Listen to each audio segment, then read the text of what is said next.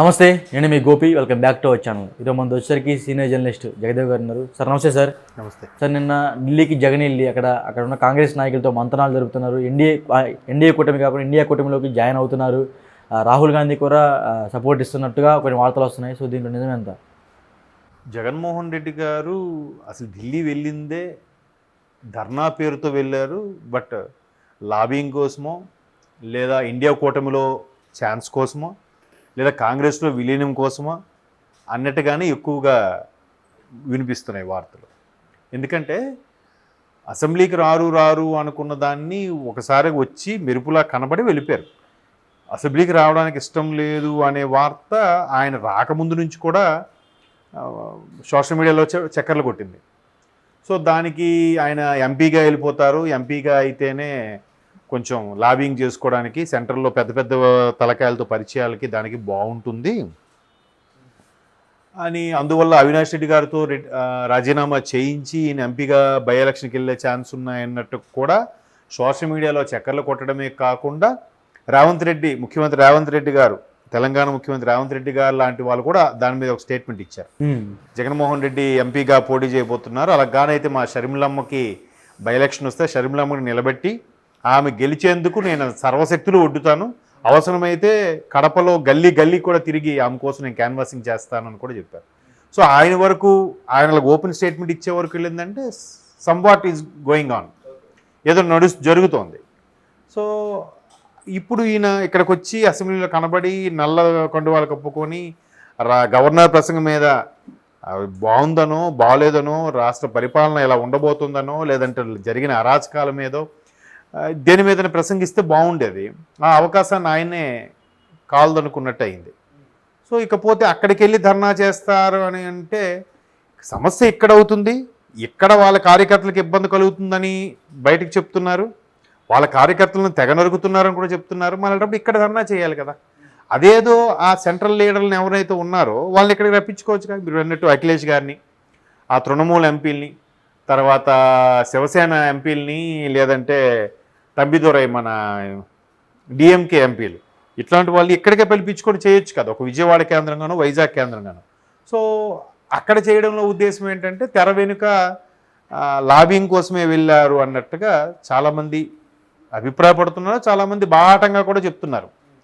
So నేను కూడా అదే వాస్తవం ఏమో అని అనుకుంటున్నాను. ఎందుకంటే అక్కడ ధర్నా చేయడానికి ఎవరెవరైతే వచ్చారో వాళ్ళు కనీసం రాష్ట్రపతికి లేఖ సమర్పించారనుకోండి, అమ్మ ఇట్లా ఉంది, రాష్ట్రం పరిస్థితి బాగోలేదు, వాళ్ళ అధికారం చేజిక్కించుకొని మాకు ఏదోదో చేస్తున్నారు అని చెప్పి ఒక వినతిపత్రాన్ని సమర్పించవచ్చు కదా.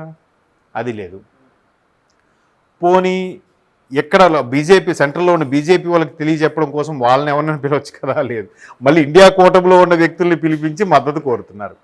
సో ఇక్కడ మనం అనుకోవచ్చు, ఎలాగే ఎన్డీఏ కూటమిలో బీజేపీతో పాటు టీడీపీ జనసేన ఉంది కాబట్టి వాళ్ళని పిలవరు అనుకోవచ్చు. మరి ఇండియా కూటమిలో పిలిచారంటే ఇండియా కూటమితో సన్నిహితంగా ఉంటున్నారనే కదా అర్థం. సో ఇండియా కూటమిలోకి వెళ్ళబోతున్నారా అంటే కాంగ్రెస్లో విలీనం వార్తలు ఏవైతే వచ్చాయో ఆ వార్తలు కొట్టిపరేసే విధంగా బయట ఉంటూనే ఇండియా కూటమిలో ఉండేలాగా నెక్స్ట్ ఎలక్షన్స్కి కూడా ఇండియా కూటమిలో నుంచే ఇప్పుడు ఎన్డీఏ కూటమి పోటీ చేసినట్టుగా ఇండియా కూటమి కూడా ఆంధ్రప్రదేశ్లో పోటీ చేసేలాగా, అంటే కాంగ్రెస్ వైసీపీ కలిసి పోటీ చేస్తాయి అనే అంశంలో కూడా ముందుకెళ్తున్నాయి అన్నట్టుగా వార్తలు వినిపిస్తున్నాయి. మేబీ అయినా అయిండొచ్చు. రాజకీయాల్లో సాధ్యం కానిదేది. ఇప్పుడు నిజంగా జగన్మోహన్ రెడ్డి గారు ధర్నా కోసమే వెళ్తే ఇక్కడ ఒకవైపు వరదలు, అవునా, బీభత్సమైన వర్షాలు పడుతున్నాయి, గోదావరి జిల్లాలో చాలా దగ్గర ఇబ్బందులు అవుతున్నాయి. మరి వీళ్ళ గురించి ప్రశ్నించండి. అరే కూటమి ప్రభుత్వం మీరు ఏం చేస్తున్నారా బాబు, వాళ్ళకి అవకాశాలు కల్పించండి. మొన్న ఒక తండ్రి భుజానికి ఎక్కించుకొని ఇక్కడ వరకు నడుము వరకు నీళ్లతో లోపలికి వెళ్తున్నాడు స్కూల్కి. ఇటువంటి సమస్యలు మీరు పట్టించుకోండి, వాళ్ళకి ఏమైనా పునరావాస కేంద్రాలు కల్పించండి, ఏమో చక్కగా ఫైట్ చేయాలి కదా. మరి అవేం చేయకుండా ఢిల్లీ వెళ్ళి కూర్చొని మా కార్యకర్తలకు అన్యాయం జరిగిపోతుంది అని అంటే ఆంధ్ర నుండి కేసులు పెట్టి ఢిల్లీకి వెళ్ళి కూర్చున్నానంటారా? ఎవరు కేసులు పెట్టారు? కూటమి ప్రభుత్వం పెట్టలేదు కదా. ఇంకా పెడితే వీళ్ళందరూ బయట ఎలా తిరుగుతారు? ఇవాళ పవన్ కళ్యాణ్ గారు అసెంబ్లీలో ఇచ్చిన స్పీచ్ కూడా చూసారా? చంద్రబాబు నాయుడు గారికి నేను రిక్వెస్ట్ చేసుకుంటున్నాను, తప్పు చేసిన వాళ్ళని వదలొద్దు, అది నేనైనా ఎవరైనా. నేను తప్పు చేసిన నన్ను క్షమించకండి, తగిన శిక్ష పడాల్సిందే, అప్పుడే తప్పు చేసిన వాడికి భయం అనేది కలగాలి అని చెప్పాడు. అంటే అర్థం ఏంటి? ఇంతవరకు యాక్షన్ తీసుకోలేదనే కదా దాని అర్థం. ఏ మంత్రి మీద యాక్షన్ తీసుకున్నా చెప్పండి, ఏ మంత్రి మీద కేసు వేశారు చెప్పండి. ఏ మంత్రిని లోపల దోశారు చెప్పండి సారీ ఏ మాజీ మంత్రులు అని నా ఉద్దేశం, గత ప్రభుత్వంలో మంత్రులు లేదు కదా. ఇప్పుడు ఎవరి మీద కేసులు వేసి లోపలేసారా? ఫలానా ఒక మాజీ మున్సిపల్ చైర్మన్, మాజీ ఎమ్మెల్యే, మాజీ మంత్రి, మాజీ ఎమ్మెల్సీ అలాంటివి ఏం చేయలేదు కదా. ఇంకా యాక్షన్ స్టార్ట్ చేయలేదు. అప్పుడే వీళ్ళు ఏదో జరిగిపోతుంది గగ్గోలు పెట్టేసి ఆంధ్రాలో మేము భాగమే, భారతదేశంలో మేము భాగం, మనం చూడండి రాష్ట్రపతి పరిపాలన పెట్టండి నెల రోజులకే. మరి గత 5 ఏళ్ళు ఏం జరిగింది? పెద్ద హాస్యాస్పదంగా అనిపిస్తుంది కదా ఒక్కోసారి. సో అంటే ఇది సెకండ్ ప్రయారిటీ. ఫస్ట్ ప్రయారిటీ ఆయన అక్కడికి వెళ్ళి ఏదో ఆయన అనుకున్నదో లేదంటే వ్యూహమో లేదా చక్రం తిప్పడం ఏదో జరగబోతుంది. మేబీ కాంగ్రెస్లోకి వెళ్ళినా తప్పులేదు. కాంగ్రెస్ వచ్చిన వ్యక్తి కానీ మళ్ళీ కాంగ్రెస్లోకి వెళ్తారు, తప్పేముంది. అంటే కాంగ్రెస్లోకి వెళ్తే కాంగ్రెస్ పార్టీ రాణించింది అంటారా? అదే ఇప్పుడు ఏంటంటే ఏ కాంగ్రెస్ నుంచి విభేదించి బయటకు వచ్చారో అదే కాంగ్రెస్లోకి మళ్ళీ వెళ్తారా లేదా అన్నది క్వశ్చన్ మార్క్. వెళ్ళొచ్చు. ఇప్పుడు ఇదే రేవంత్ రెడ్డి గారు టీడీపీలో ఉన్నప్పుడు కాంగ్రెస్ని విమర్శించిన సందర్భాలు ఉన్నాయి కదా. మరి తర్వాత ఆయన కాంగ్రెస్లోకి వెళ్ళారు కదా. ఇప్పుడు చాలామంది ఇదే కాంగ్రెస్ని దుయ్యబట్టిన కడియం శ్రీహర్ గారు కానీ కె కేశవరావు గారు కానీ మళ్ళీ అదే కాంగ్రెస్లోకి వెళ్ళారా లేదా? మరి ఉద్యమం టైంలో టీఆర్ఎస్ని దుయ్యబట్టిన చాలామంది తర్వాత బీఆర్ఎస్లోకి వచ్చారా లేదా?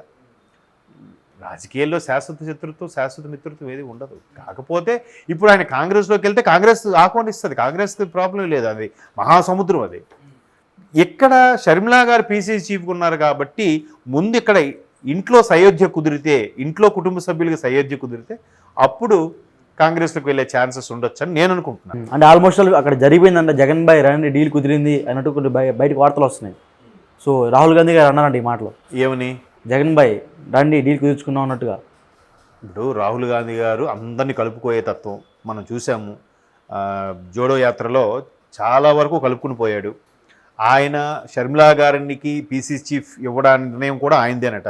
ఎందుకంటే ఏ కాంగ్రెస్ అయితే 2 సార్లు ఏకధాటిగా పరిపాలించిందో బికాజ్ ఆఫ్ కాంగ్రెస్ ప్రభుత్వ పరిపాలన అవ్వచ్చు, కాంగ్రెస్ యొక్క విధి విధానాలు అవ్వచ్చు, రాజశేఖర రెడ్డి గారి పరిపాలన దక్షత కూడా అయ్యిందొచ్చు. కాకపోతే అలాగ అందరినీ కలుపుకుపోయే తత్వం ఉంది కాబట్టి షర్మిలా గారిని పీసీసీ చీఫ్ చేసి మరలా కాంగ్రెస్ని పునరుద్ధరించడానికి ఆంధ్రాలో కంకణం కట్టుకున్నారు. షర్మిలా గారు కూడా ఏం చేస్తున్నారు, ఎవరెవరైతే కాంగ్రెస్తో గతంలో రాజశేఖర రెడ్డి గారు టైంలో కానీ కలిసి తిరిగిన వాళ్ళు కానీ కాంగ్రెస్ పార్టీకి బాగా విధేయులు ఉన్న వాళ్ళందరినీ కూడా మళ్ళీ కలుపుకుపోతుంది. ఈవెన్ రాజశేఖర రెడ్డి గారు అంటే పడని వ్యక్తులను కూడా కలుపుకుపోయి అన్న ఏదో అయిపోయింది, నాన్నగారు లేరు కాబట్టి ఇప్పుడు మరలా మన కాంగ్రెస్ని ఇది చేయాలి, మీరు నాకు సపోర్ట్ చేయండి అన్నట్టుగా షర్మిలా గారు అందరినీ మనం కలిశారు. కలవబట్టే ఓటింగ్ పర్సెంట్ కూడా పెరిగింది ఒక విధంగా. ఆవిడ చాలా కష్టపడింది నిజంగా చెప్పాలంటే. బట్ ఇప్పుడు రాహుల్ గాంధీ గారు ఎవరు వచ్చినా కలుపుకుంటారు, అవసరమే వాళ్ళకి. ఎలాగైనా జెండా పాతాలి, 29కైనా గవర్నమెంట్ ఫామ్ చేయాలి, నెక్స్ట్ తిరిగిలేని సామ్రాజ్యంగా ఏర్పరచాలి కాంగ్రెస్ని అనే ఇది.